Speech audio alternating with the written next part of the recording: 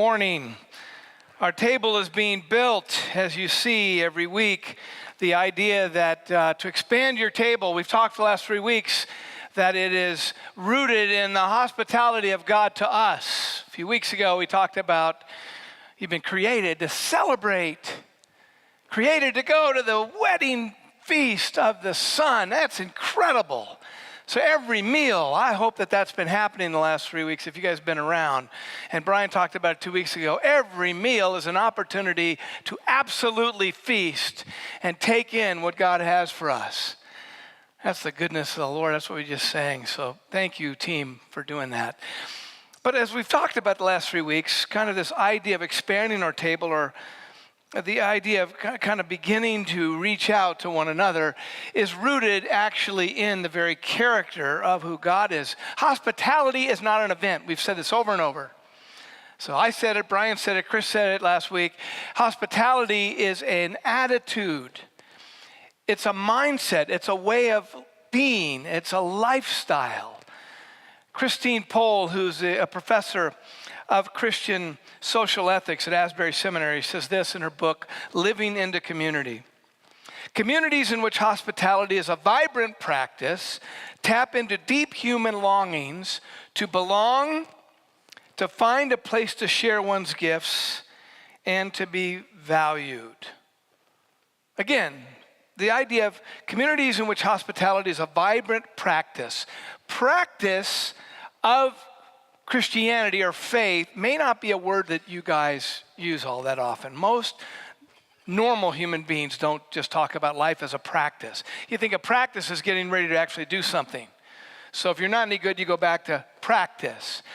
The way we use that word, though, related to faith is it's the living into the gift of faith by not so much doing the faith, but expressing faith. And we call that practicing. So here's the deal. The last 3 weeks we've talked about God's hospitality emanating from who he is.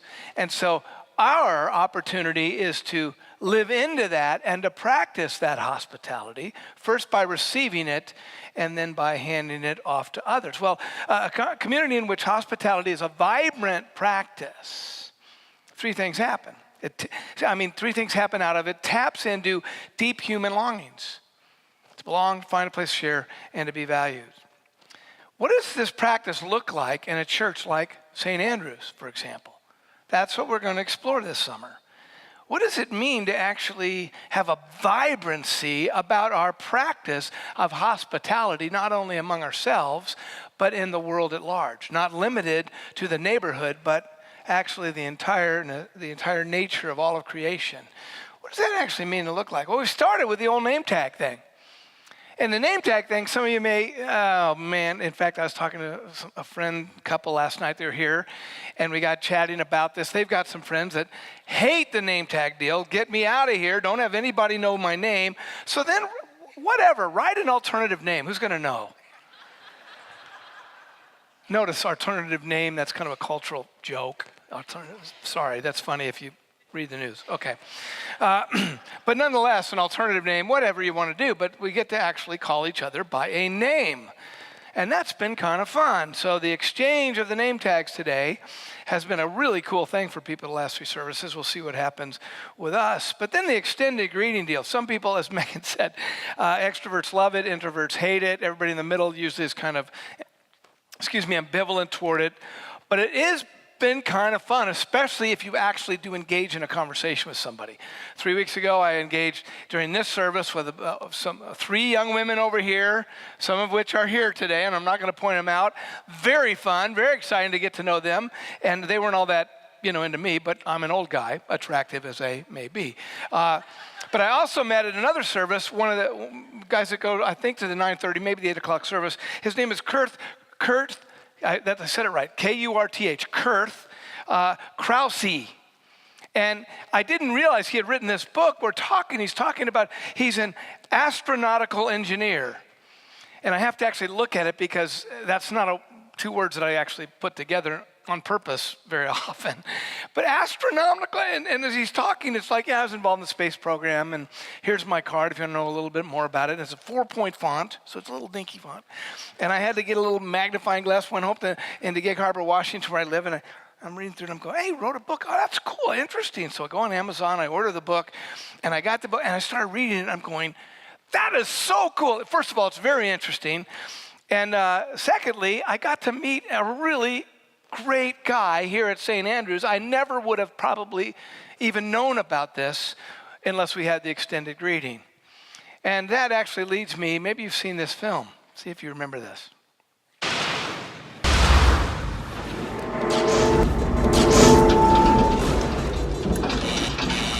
Hey, we've got a problem here.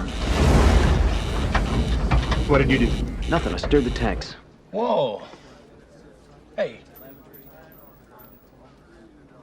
This is Houston. Say again, please. Houston, we have a problem. We have a main busby undervolt. We've got a lot of thruster activity here, Houston. Now? It just went offline. Oh, there's another master alarm, Houston. I'm checking the quad. Christ, that was no repress valve. Maybe it's in quad C. We've got a computer restart. I'm gonna reconfigure the RCS. We've got a when these ping light. things fire, it doesn't make any sense. We've got multiple caution and warning, Houston. We've got to reset and restart. Houston, we have a problem. What's the movie from? What's the movie? Apollo 13. Ron Howard directed it. Evidently, he wanted to stay very true to the actual story. And Kurt actually said he was surprised that he stuck to the original story. Well, Kurt was involved, like some others. I've met several other engineers that have worked in the aerospace industry. But Kurt says this about Apollo 13. Back on the ground, my team, along with hundreds of others, was called to action. But in Apollo 13, though initially no one had sufficient knowledge of the extent of the problems, we would find that both the fuel and the time were critical. Both the fuel and the time were critical. Is that these guys were going to die, and we had to do something. What's interesting about that is when you actually look at what happened is they spent a lot of time and a lot of money trying to figure out how do we get these guys up in space, go to the moon, come back and bring them home. That they spent all this time and energy and money and were convinced that they had done what they needed to do to get themselves home. And yet, it didn't work out. It didn't pan out the way they wanted it to pan out. And they needed help from outside.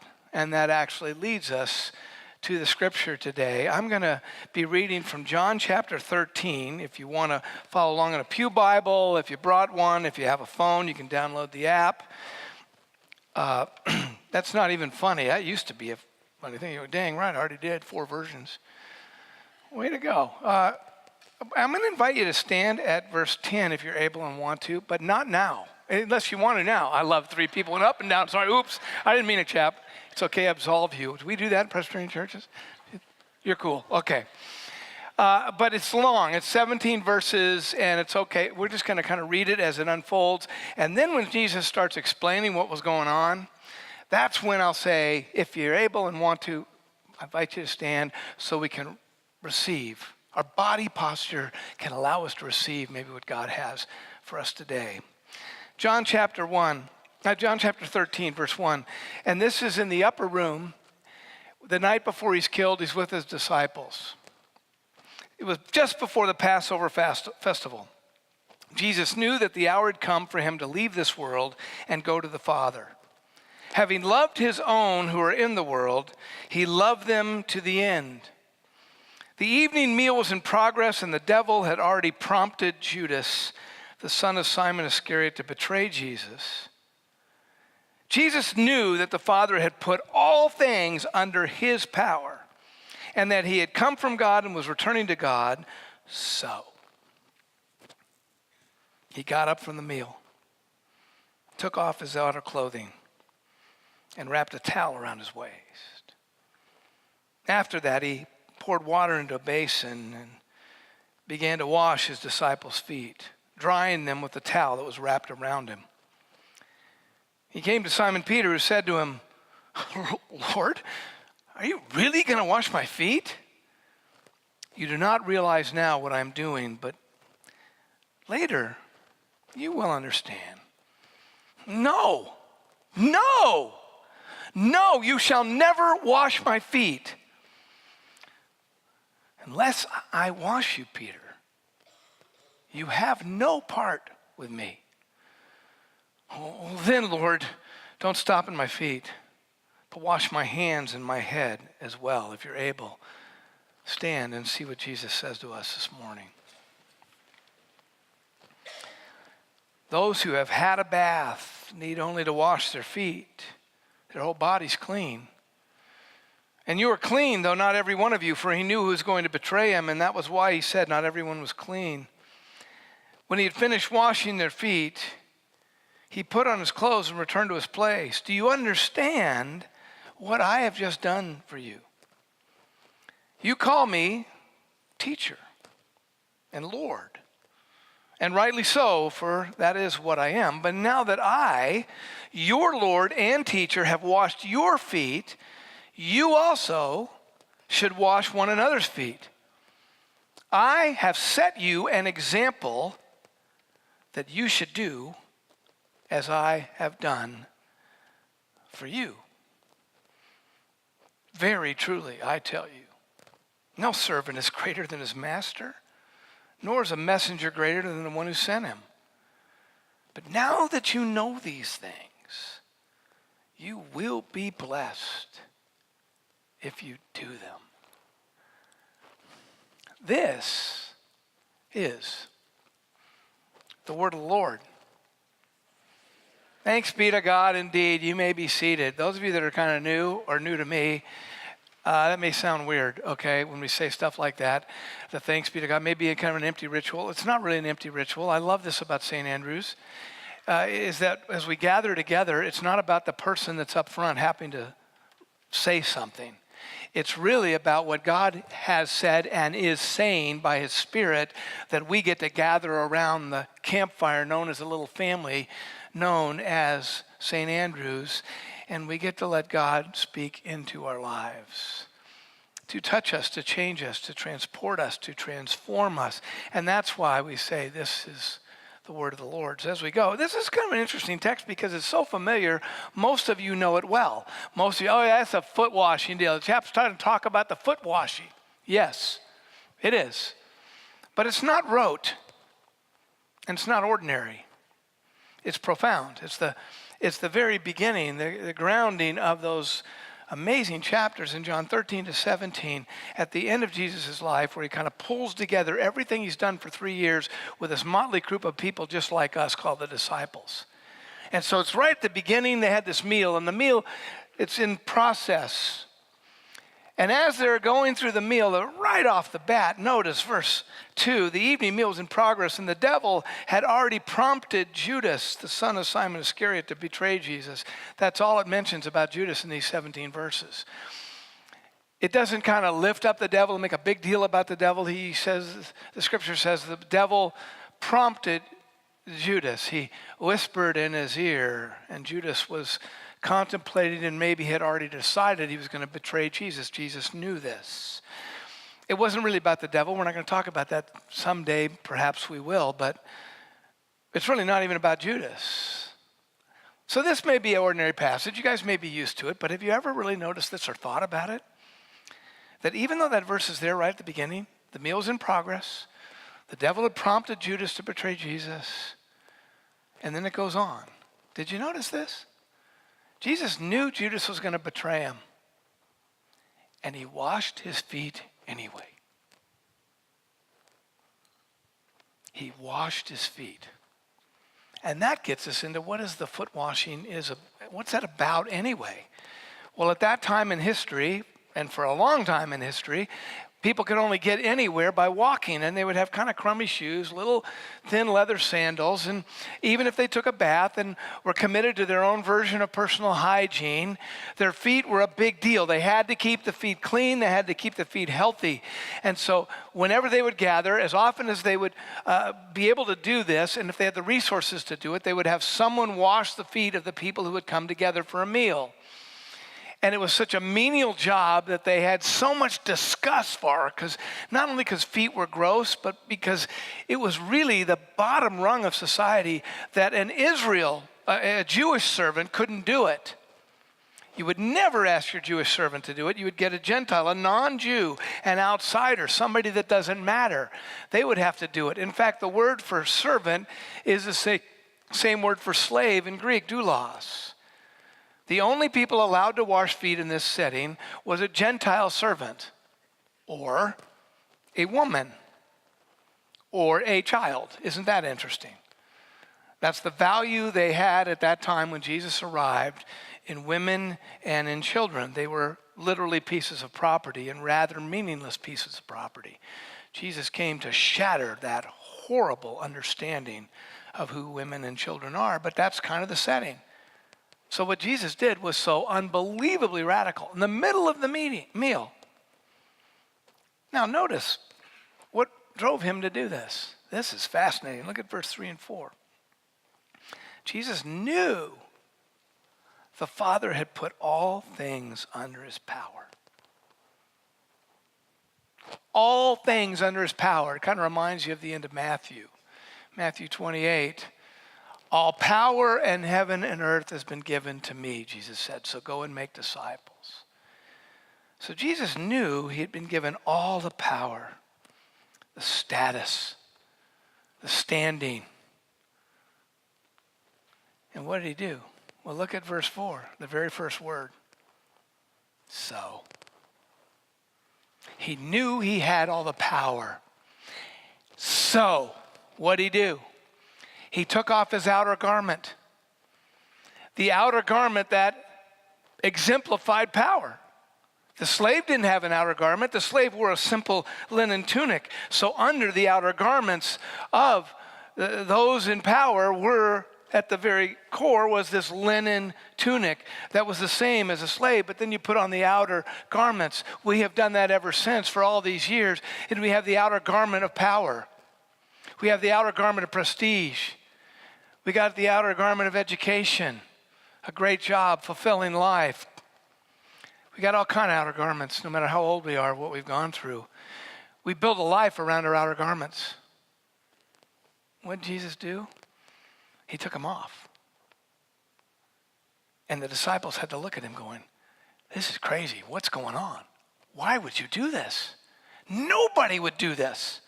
So he takes it off, and he grabs a bowl and grabs some water, pours it, pulls up a towel, wraps the towel around his waist just like a slave would do, and he gets on his knees, looks Judas right in the eye, washes his feet. Goes to John, goes to somebody you've never heard of, a guy named Bartholomew that never quite made the cut. That's funny if you know the Bible at all, but that's on the side. And then he gets to Peter. And then what does Peter do? This is awesome.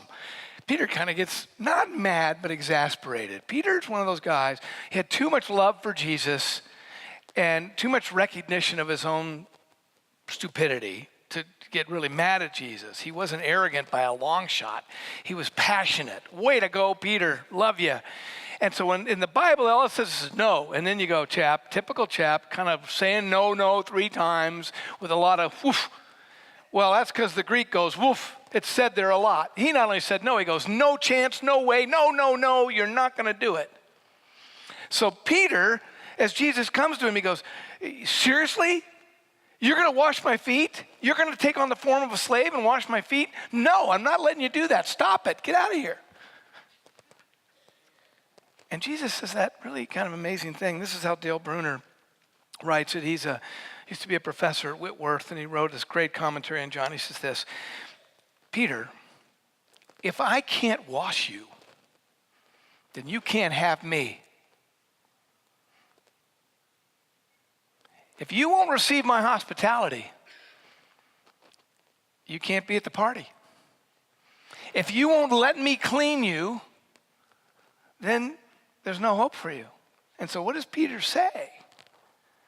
Notice this. He goes, oh, awesome. Okay, yes, I want you. I'm in. I'm all in. So don't stop at my feet. Kneecaps, hands, head, whole thing. Wash all of me. because I want the fullness of what you want to offer me. I'm in. I'm one of your guys. I've kind of lived a long life, as you can tell, and you guys have heard if you've been around. And in the course of my own history and experience, I've often tried to ask that question: what are we known for as Christians? What do other people think of us? And does it really matter? But then I have to look in the mirror. And I got to say, am I a guy? I've got a lot.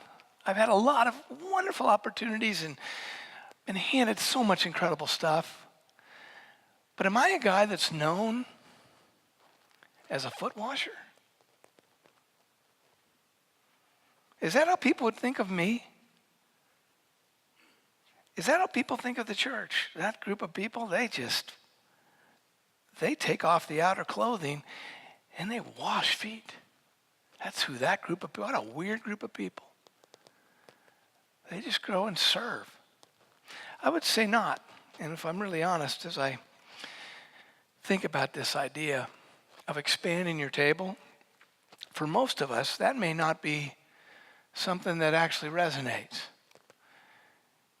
If we really think about it, we go, yeah, I got a lot of friends already. I got a very full life already. I've done a lot of stuff. I have my own grandkids. I have my own kids. I have my own job. I got my own life. It's so full already, and I don't need to expand my table.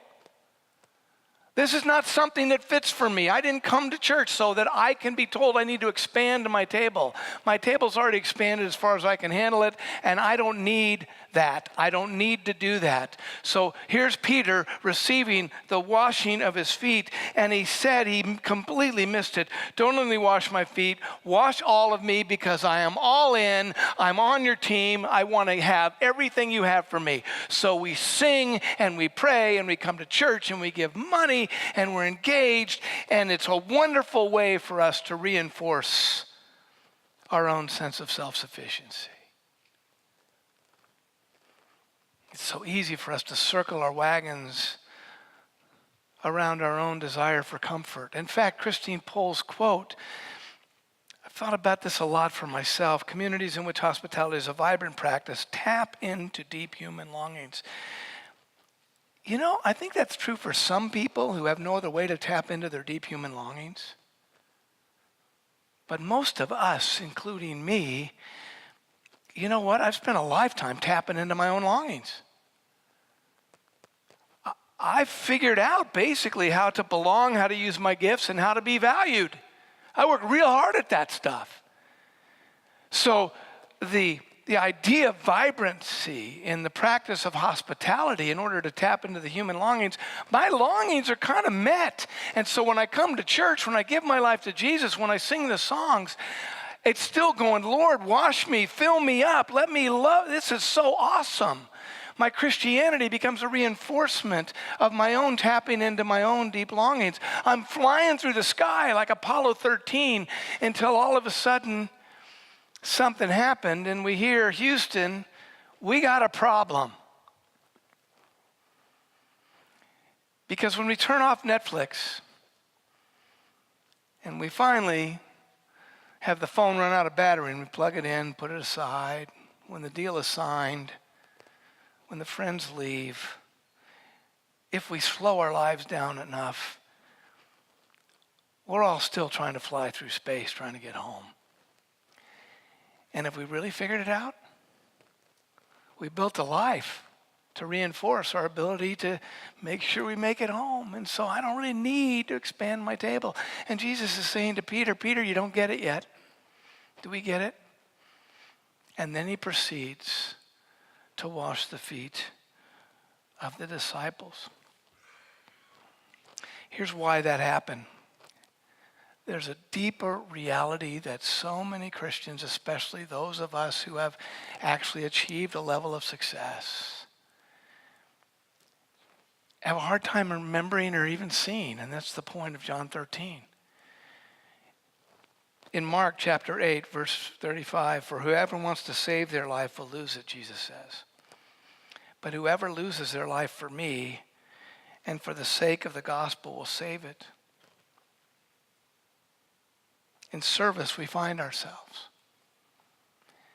in giving ourselves away, we actually find ourselves home.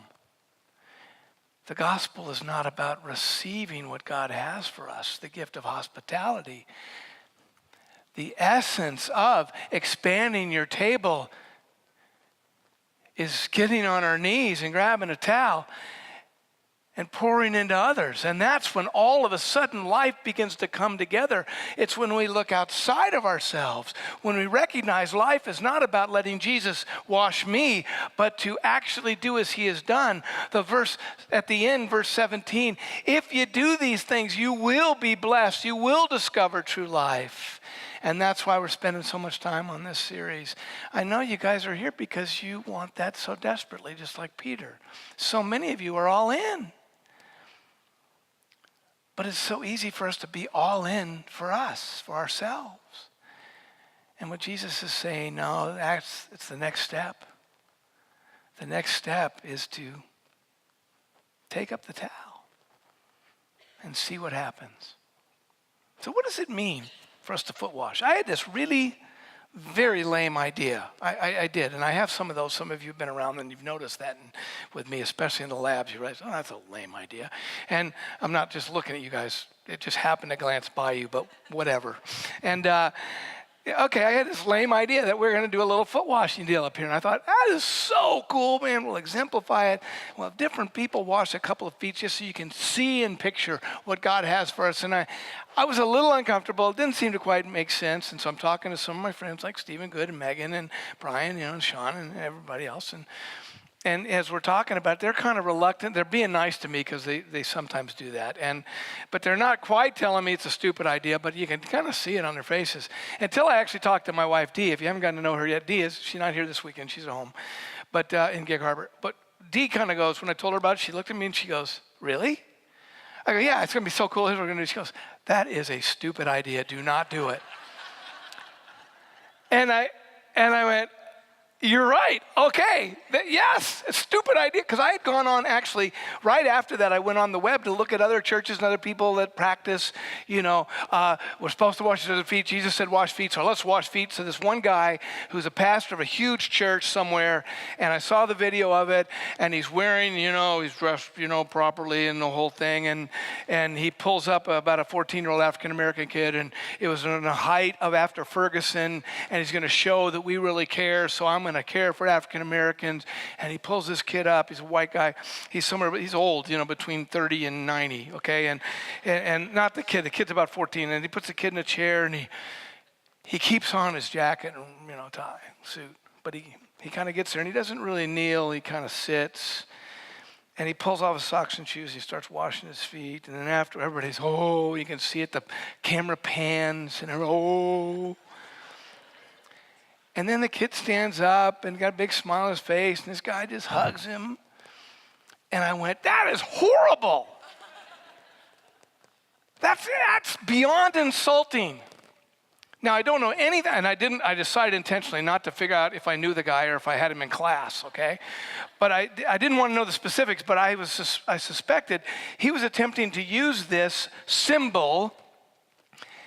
But he didn't shed his cloak. Even if he had taken his cloak off, he still was about him, because when he stood up, everybody gave him a standing ovation.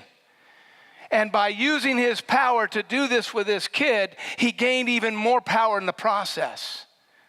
He used the kid so he could have himself washed all over.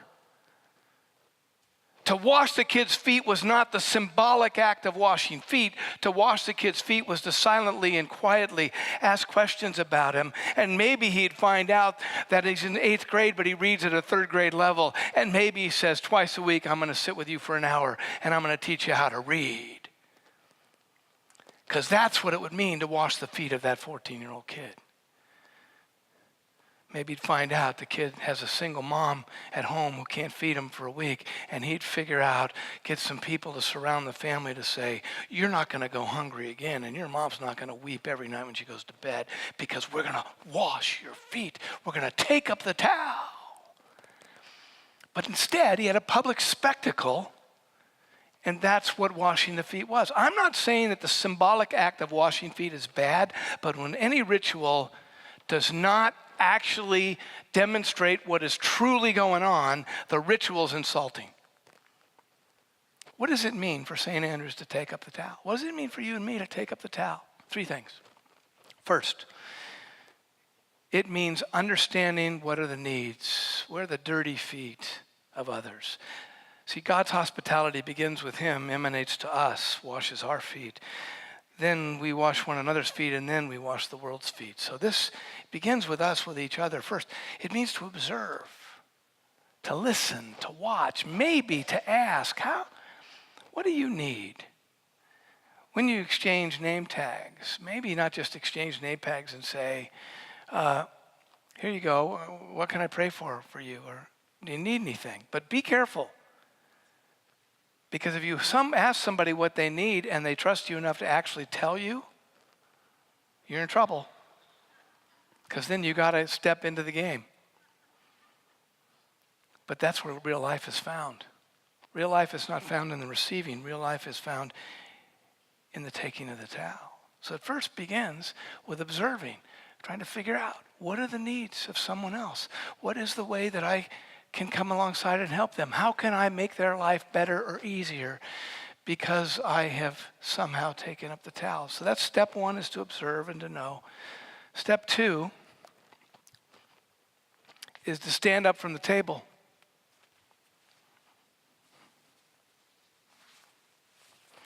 Take off the outer cloak. That's as far as I'm going. Don't get nervous. Or excited, depending, Yes, exactly. Thanks for the whistle. Highly appropriate, I might add too. Is it you, Cody, that did that? No, okay, better not be, buddy. Still employed here, sort of. Okay. So step 2 is where we take off the outer garment. It's where we take up the towel, pour the water in the basin, get ourselves ready, get ourselves in a position to kneel before another. See, first we observe, that's number 1, and listen and watch and hear. Secondly, we grab a towel, we grab a basin, and we kneel before someone else in our linen garment as a slave. And step 3, we actually do some washing. You wash their feet. Observe, take up the towel. Wash. What does washing actually look like? It can be something simple. It could be a little conversation. It could be saying hi during the greeting with Chris. And just smiling at each other, knowing we got a connection because of a little history. That could be wonderful. You meet somebody, you like them. Said hi to Robert a second ago across the way. Some of you guys. That can be taking up the towel. See that? That's a way to wash your feet, just by being kind and giving a look and a glance and a hi. That may be where it starts. Or it could be kind of a little bigger than that.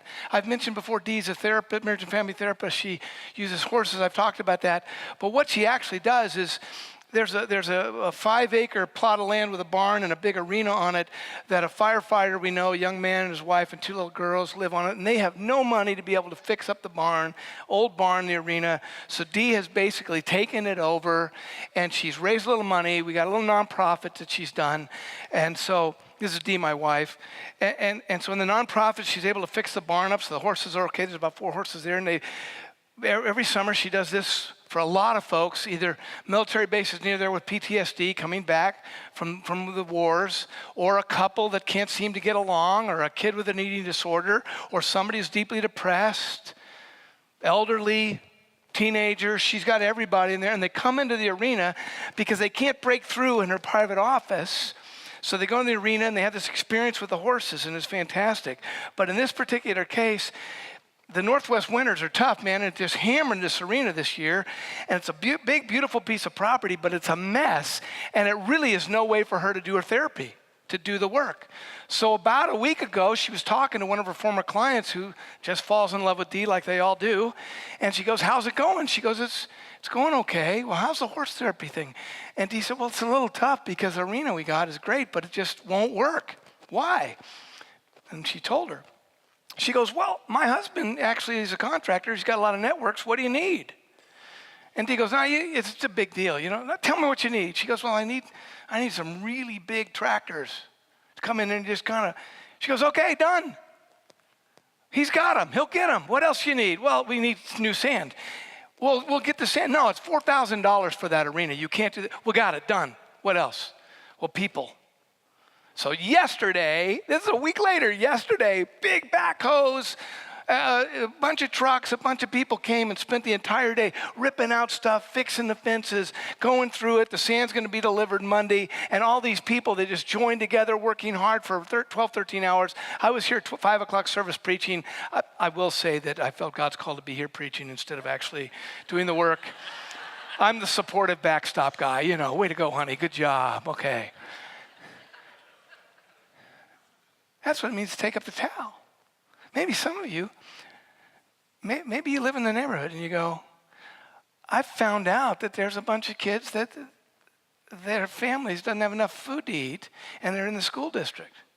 What if you can't band together a bunch of people and St. Andrews becomes a community that says, by 2 years from right now, nobody in the school district will be hungry at night. That's what it means to take up the towel.